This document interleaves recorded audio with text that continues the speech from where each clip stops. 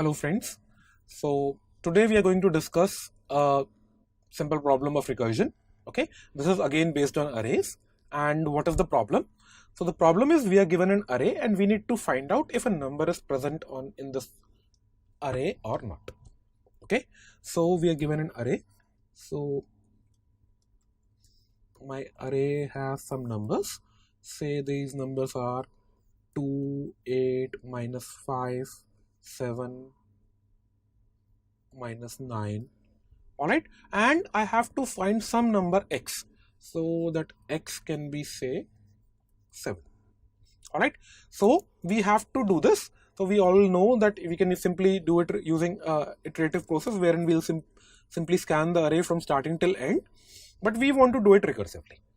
Okay, so we want a recursive approach to this problem. Okay, how to go about it? Okay, so what we need is what we have to divide our array into different parts. So one approach can be wherein I say that I'll divide my array and I'll ask recursion to bring the result from this part. So excluding the first element or the starting element, I'll ask recursion to bring the result from the remaining array, and recursion should give me my result.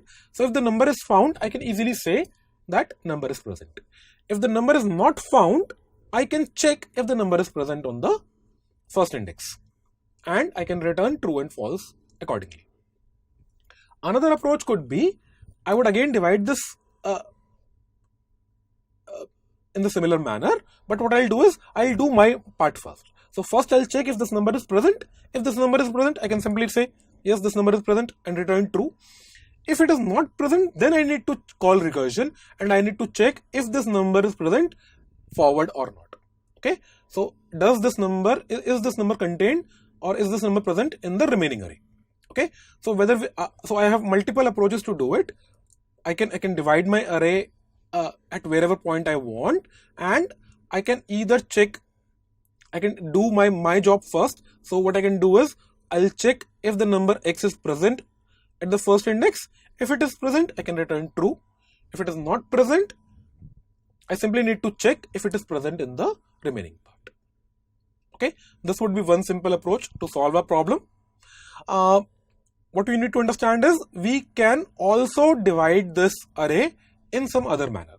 So another approach could be wherein I can say that I would ask recursion to find the element starting from the first element till the penultimate element, and I will search at the last index only.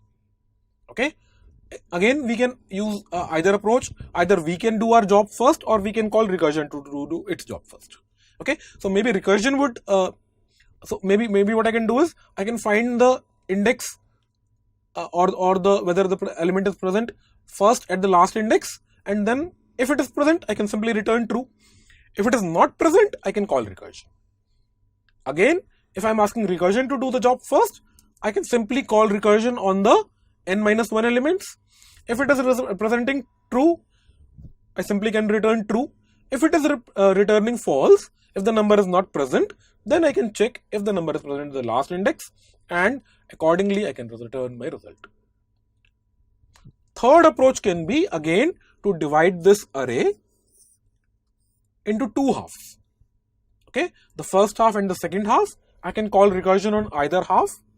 In each case, we also need to consider the base case, okay, wherein the recursion would stop. So what I'm going to emphasize over here is, so suppose I have called recursion, so I've broken the array from the starting and I'm calling recursion on this part, then this would call recursion on this part, again on the smaller part, so again on the smaller part, and maybe again on the smaller part which has no elements. So we also need to make sure that recursion stops somewhere. Okay, and the base case can be n is equal to 0, where the size of array is 0. We need to stop recursion. So when the size of array is reduced to 0, we should not call recursion any further and we should stop over there. Okay, so hopefully you can try this problem using multiple approaches. Please try the same and hopefully you'll get your results very easily. Thank you.